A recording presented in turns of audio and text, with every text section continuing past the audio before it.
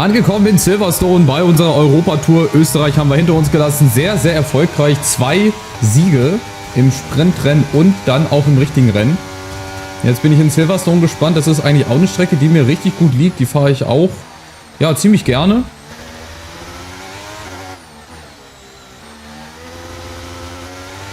Würde schon vielleicht fast zu meinen Lieblingsstrecken mitzählen. Wenn ich da so eine Top 10 vielleicht mache, dann wäre Silverstone vielleicht so 7. oder 8.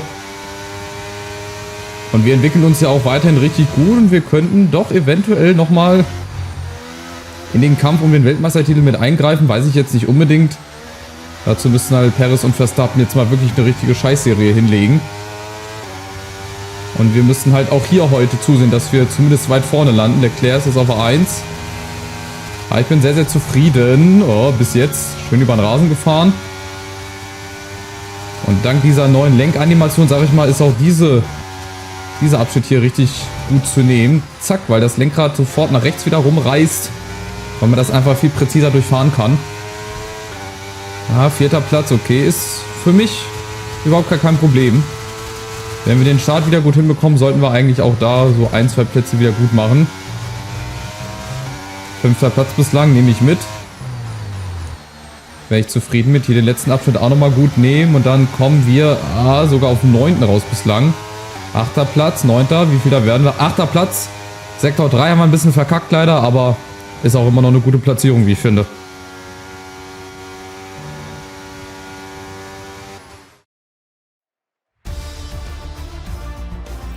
Mit dem Ende des Qualifyings werfen wir einen Blick auf unsere Top 3. Leclerc, Verstappen und Lewis Hamilton. Mit dem Ende des Qualifyings ist unsere Startaufstellung nun komplett für das große Rennen. Seien Sie morgen unbedingt mit dabei, denn es wird auf jeden Fall ein fantastisches Event. Auch hier wieder alle eng zusammen. Leclerc, Verstappen, Hamilton und Fernando Alonso wieder mittendrin. McLaren startet direkt hintereinander, also wird spannend.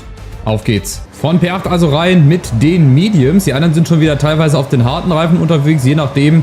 Schauen wir mal, was die sich überlegt haben. Ich habe mir jetzt erstmal überlegt, dass ich an Alonso, der ist gar nicht gut weggekommen. Der kommt gar nicht in die Gänge. Da bin ich froh, dass ich da nicht drauf gefahren bin. Das hätte ich nämlich beinahe. Also bei Alonso, da hat irgendwas nicht gestimmt am Start. Aber dafür stimmt bei uns der Start umso mehr. Achtung, hinter Hamilton. An Russell nochmal vorbei. Die sind alle auf Mediums, bis auf Verstappen. Der hat die weiche Variante gewählt. Russell direkt hinter uns, aber das mit Alonso, da müssen wir gleich nochmal gucken, vielleicht in der Wiederholung. Dann am Ende des Rennens, Achtung, was da denn los war. Der wurde jetzt erstmal schön nach hinten durchgereicht. Leclerc ist auch auf den Mediums unterwegs, wie ich das sehe. Also alle unterschiedlich. Das heißt, auch die Boxenstopp-Strategien werden wieder sehr unterschiedlich sein. Achtung. Die Kurve hier nehmen und besonders dann den Abschnitt hier. Wenn ich den gut nehme, damit er ist, dann kann ich ja auch, oder muss ich sogar hier einige Plätze gut machen noch. Also gut, ab jetzt konzentrieren wir uns auf den Rest des Rennens. Bislang kommen wir hier ganz gut durch. Erste Runde ist immer mal so ein bisschen so zum Eingrooven, zum Warmmachen. Bei Warmmachen braucht man mich hier nicht mehr. Diese elendig lange Boxengasse. Okay, das werden dann wieder 30 Sekunden. Auch im Normalfall dann sein. Achtung, erste Runde beendet. Okay, wir können ein wenig Abnutzung am Motor erkennen. Nein, warum jetzt schon? Ich habe sofort einen Leistungsverlust bemerken werden. Ja, super.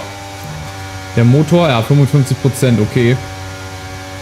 Das hätte ich auch mal vorher wechseln müssen. Aber gut, dann weiß ich, was ich nach dem Grand Prix mache. Weil ich glaube, nach Großbritannien geht es nach Ungarn, da ich da eh nicht so gut fahren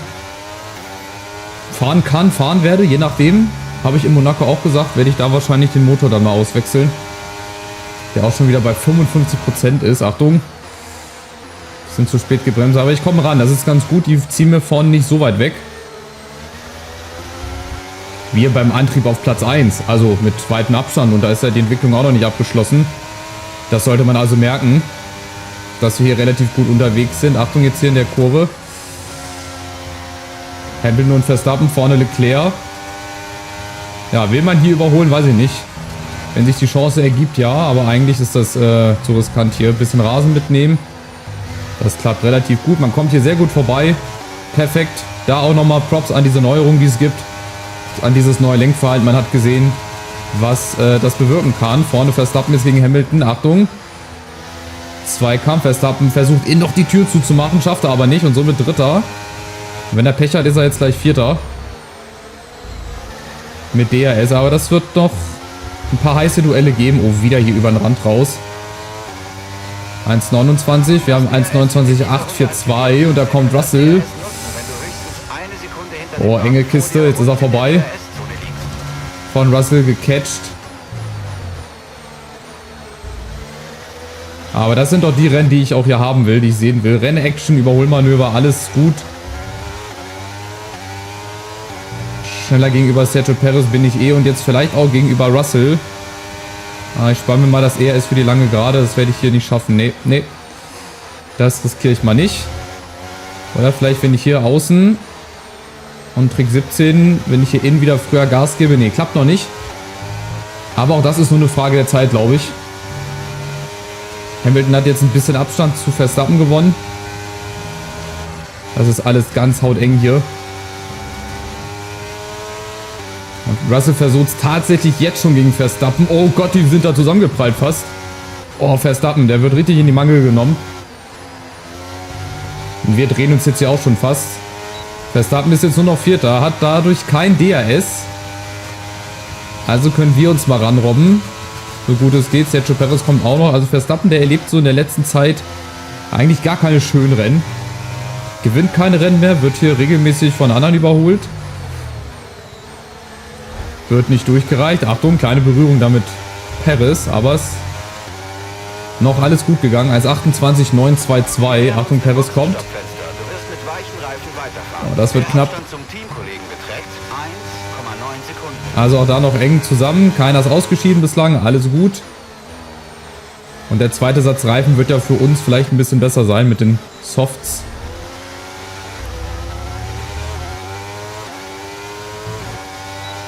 Und wieder rein mit DRS. Hamilton hat jetzt die Führung übernommen. Also Mercedes, die holen in den letzten Rennen schon so ein bisschen auf. Die haben ganz gute Platzierungen erreicht mit Russell, mit Hamilton. Und das verspricht doch wirklich eventuell eine super spannende Formel-1-Saison noch bis zum Schluss. Das wäre ja was im letzten Rennen, wenn 3, 4 Fahrer noch die Chance hätten, rechnerisch hier sich den Fahrertitel zu holen.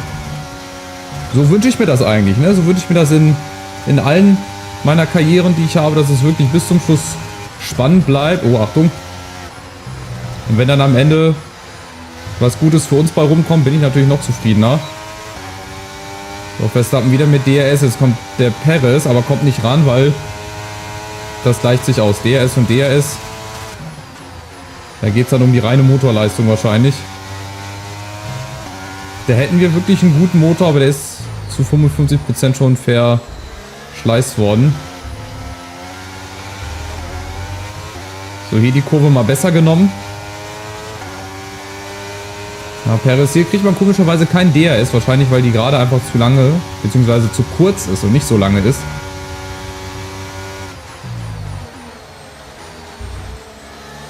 So, wann geht's vorbei an Max Verstappen?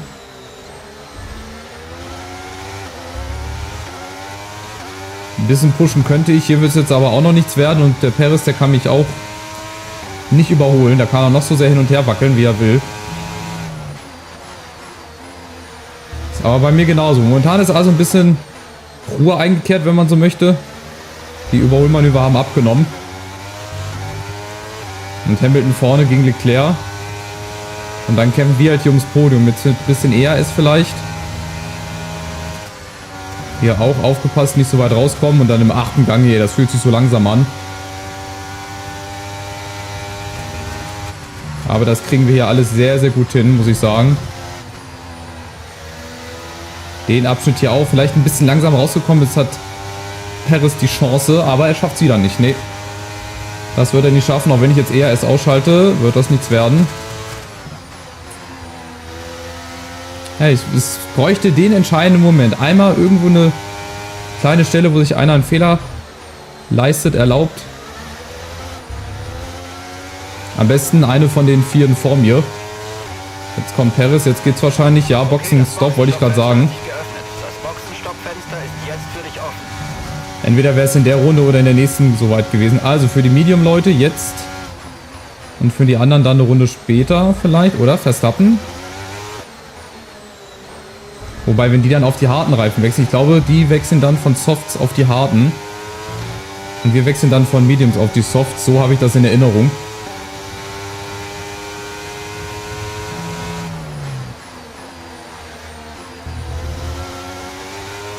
Ja, keine Chance. Vielleicht jetzt hier innen sind wir ganz nah dran. Wäre wichtig, wenn ich vor Verstappen in die Boxengasse reinfahren würde, das würde mir eventuell auch nochmal Pluspunkte geben. Es sei denn, er geht, Achtung, genau wie wir in die Boxengasse rein. Aber will ich das riskieren? Ey, eigentlich schon, aber eigentlich auch nicht. Je nachdem, wie ich jetzt hier vorbeifahre, durchkomme.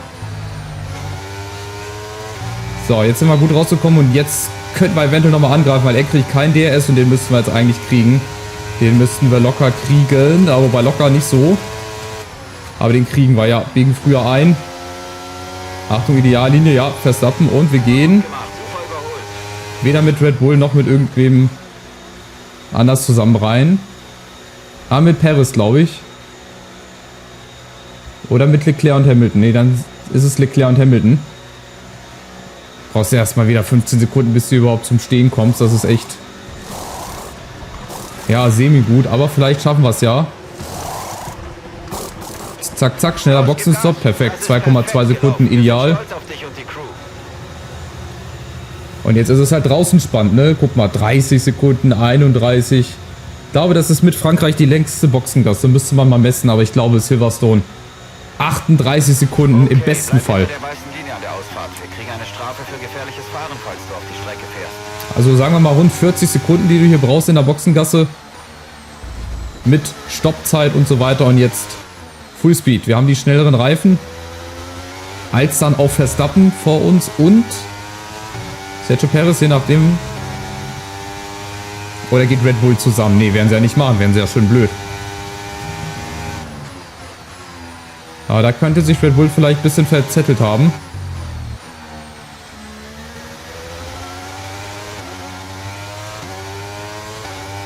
So, Alonso, 6 Sekunden hinter uns. Er hat sich ein bisschen vielleicht wieder gefangen. Aber das war beim Start echt merkwürdig. 6. Platz und dann ist er einfach stehen geblieben. Ist nicht aus dem Quark gekommen.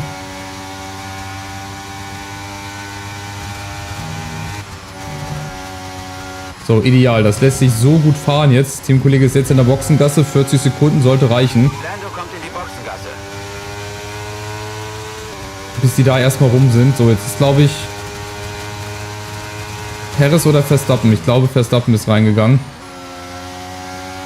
Achtung, hier einmal abgekürzt. Kriegt aber keine Strafe. Also das mit den Strafen, das war auch irgendwie schon mal härter geregelt. Habe ich so das Gefühl. So, jetzt ja 1, 2 kleine Malheure. Aber das sollte uns gar nicht davon abbringen, wieder vor Russell vielleicht rauszukommen. Glaube ich nicht. Da kommt Russell rausgefahren. Ganz knapp hinter Russell. Vielleicht noch vor ihm. Nee, leider nicht.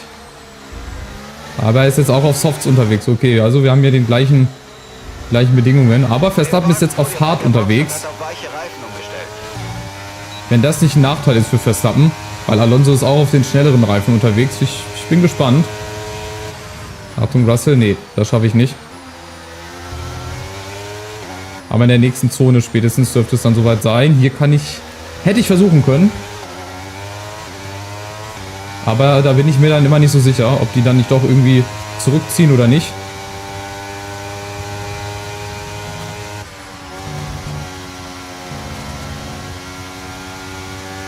So, ganz, ganz vorne sehen wir, ist das Verstappen oder Perez, der geht jetzt auch rein. Okay, dann ist es Sergio Perez jetzt, logischerweise. Und dann hat Leclerc wieder die Führung, aber Hamilton geht wieder vorbei. Und wir haben schönen Abstand zu Verstappen. Also was die sich da gedacht haben bei Verstappen, dass die den mit den harten Reifen jetzt rausschicken. Ich hätte das, wenn ich Red Bull wäre, auch mit Mediums und Softs gemacht. Aber gut, ich bin ja nicht Red Bull.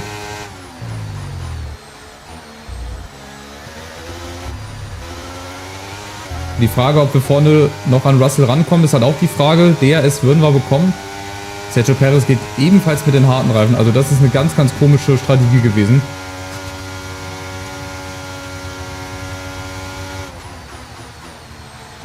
Warum auch immer die da auf die harten Reifen gehen. Aber Russell, der pusht jetzt auch ein bisschen. Ich bin aus dem DRS-Fenster leider draußen. Das heißt, ich werde nicht Du gewinnst ordentlich Abstand zum Wagen. ohne Hilfe an ihn rankommen. 4,2, 4,8 auf die beiden Red Bull. Und das Rennen ist dann noch nicht fertig. Die können ja auch noch gecatcht werden.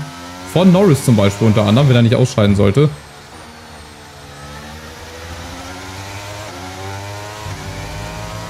Aber ein 4. Platz ist auch wieder gut. Also für unsere Verhältnisse, für unser Auto hier. Dafür, dass das am Anfang gar nicht so stark war, wie ich eigentlich gedacht habe. Und dafür, dass der Motor schon bei 57% ist und die anderen Teile auch, die wurden jetzt hellgrün. Das heißt also, es wird Zeit, dann mal komplett auszuwechseln und dann eventuell auch mal eine Strafe wieder auf sich zu nehmen. Eine weitere Last-to-First-Herausforderung. Wobei immer wird das auch nicht gut gehen.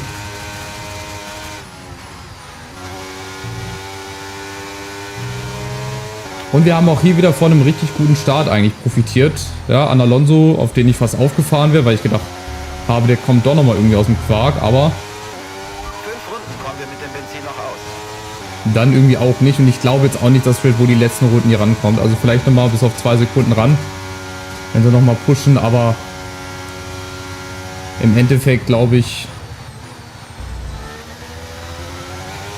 werden wir das Ding hier auf Platz 4 beenden. Auch weil Russell vorne weiter wegzieht. 2,2 Sekunden jetzt schon. Also da sind wir diesmal diejenigen. Ja, im letzten Rennen, glaube ich, da haben wir ja die letzten Runden. Abstand zum Auto vor dir, 2,3 Sekunden. Ja, genau. Also im letzten Rennen in Österreich hatten wir ja das Glück in den letzten Runden, dass wir den anderen weggefahren sind. Warum auch immer. Die haben dann plötzlich immer weiter federn lassen. Diesmal sind wir halt diejenigen, die so ein bisschen dran glauben müssen. Und ja, Perez kommt bis auf 3,9 schon mal ran. Also den würde ich auch noch nicht ganz abschreiben, je nachdem wie jetzt die letzten Runden noch hier verlaufen.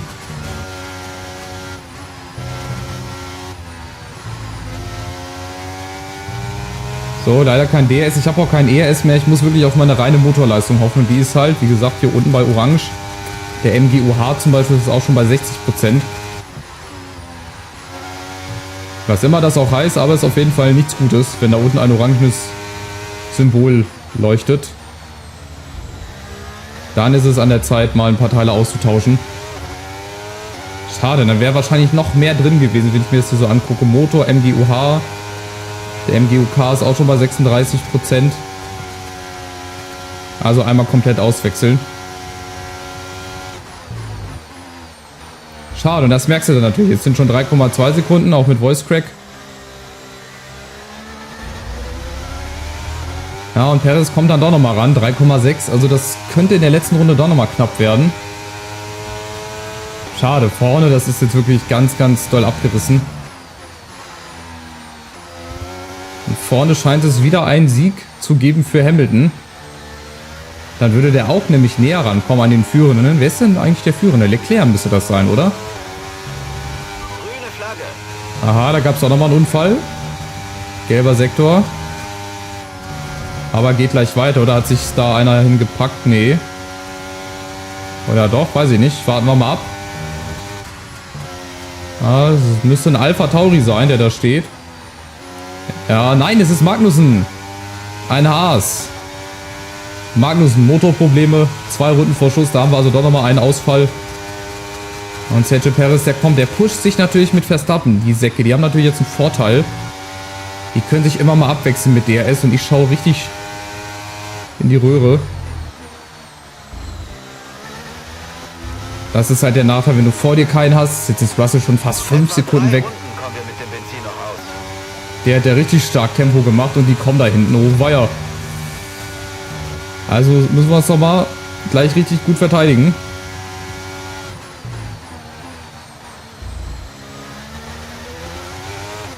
Ja, da kommt halt jetzt alles zusammen, ne? Der Motor, der nicht ganz fit ist.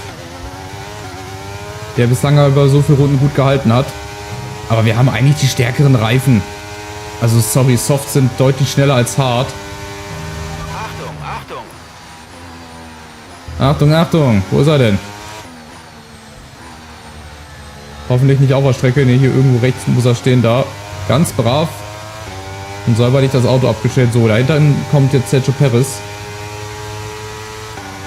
Und vorne, glaube ich, wird Hamilton das machen. Ich glaube nicht, dass Leclerc da noch nah genug rankommt. Apropos nah rankommen. Das werden die beiden hinter mir auch nochmal. Die holen jetzt sekündlich eigentlich auf. Ja, das ist Mist. Das ist echt Mist. Aber gut, wir können es nicht ändern. Vielleicht können wir es ja doch noch verteidigen. Zumindest Platz 5 dann, wenn Perez uns überholt. Aber dann wird Verstappen auch vorbeikommen. Und Norris ist auch schon dahinter. Okay. Norris ist also 7. Eine Top-10-Platzierung ist uns also definitiv sicher. Aber eine Top-5-Platzierung hört sich doch irgendwie besser an. So 1,8. 1,6. Jetzt müssen wir liefern. Jetzt kommt es drauf an, nochmal Gas zu geben. 6 Sekunden Russell schon. Also da ist auch sekündlich eigentlich der Vorsprung größer geworden. Du verlierst pro Runde 1 Sekunde auf deinen Hintermann. 1 Sekunde. Ja, 1 Sekunde pro Runde, das ist schon viel. Das ist schon verdammt viel. Aber DRS kriegt er hier auf jeden Fall nicht. Und im zweiten Abschnitt weiß ich nicht. Je nachdem, wie nah er jetzt rankommt. Aber da muss ich jetzt mit ERS pushen. Da kommen wir nicht drum rum.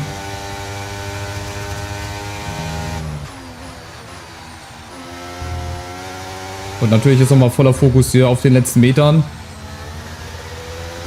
Dass wir hier den guten 4. Platz nach Hause fahren. Dann gewinnt Hamilton mal einen Heim-Grand Prix. Russell auch auf der 3. Also für Mercedes und für die britischen Fahrer generell eigentlich gut. Norris ist auch unter den ersten 10. Ich auch, aber ich bin kein Brite. Von daher wird das jetzt nochmal heikel. Aber er ist raus aus dem DRS-Fenster. Nee.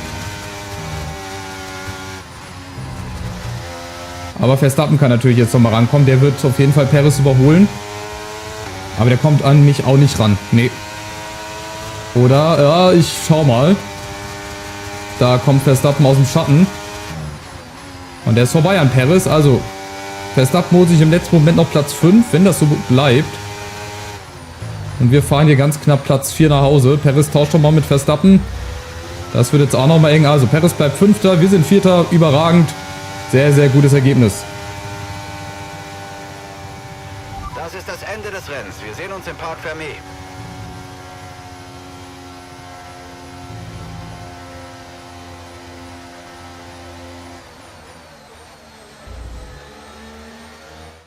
Ich muss schon sagen, das war eine erstaunliche Leistung, hier dem Druck standzuhalten und diesen klar verdienten Sieg beim großen Preis von Großbritannien zu holen.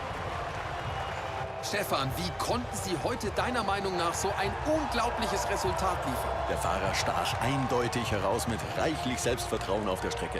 Ich denke, die Fähigkeit, selbst in hektischen Situationen im Rennen Ruhe zu bewahren, hat ihm ermöglicht, die Fehler der anderen Fahrer auszunutzen und mit Leichtigkeit die Spitze des Feldes zu erreichen.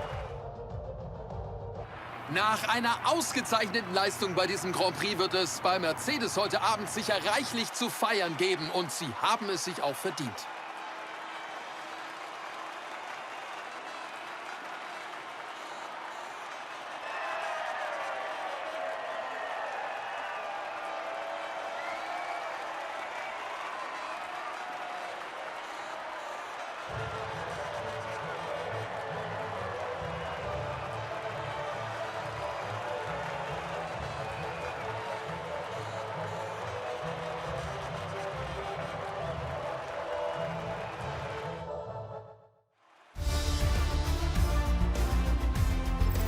Schauen wir uns an, welche Auswirkungen dieses Ergebnis auf die Fahrerwertung hat. Dieses Ergebnis wird Sergio Perez glücklich machen, denn er baut seine Führung in der WM weiter aus. Wir haben heute einige beeindruckende Leistungen auf der Strecke gesehen, Stefan, aber wer ist für dich der Fahrer des Tages? Max Verstappen schien sich heute ohne jegliche Mühe seinen Weg durch die anderen Fahrer hindurch zu bahnen. Er ist definitiv mein Fahrer des Tages. Es ist Zeit, einen Blick auf die Konstrukteursrangliste zu werfen. Die Führung an der Spitze ist nach einem starken Wochenende der Herausforderer geschrumpft. Ich bin gleichermaßen erschöpft und aufgedreht nach diesem Formel-1-Wochenende. Seien Sie auch nächstes Mal wieder mit dabei.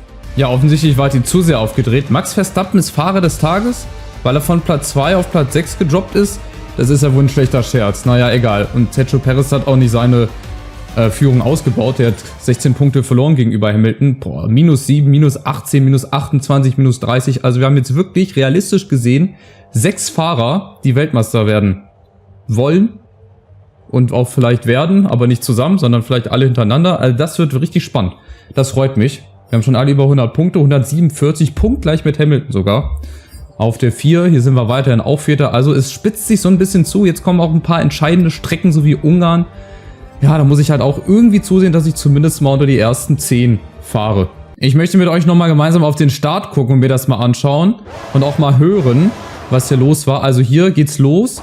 Und dann kommt Alonso. Ja, der kommt nicht in den zweiten, dritten Gang.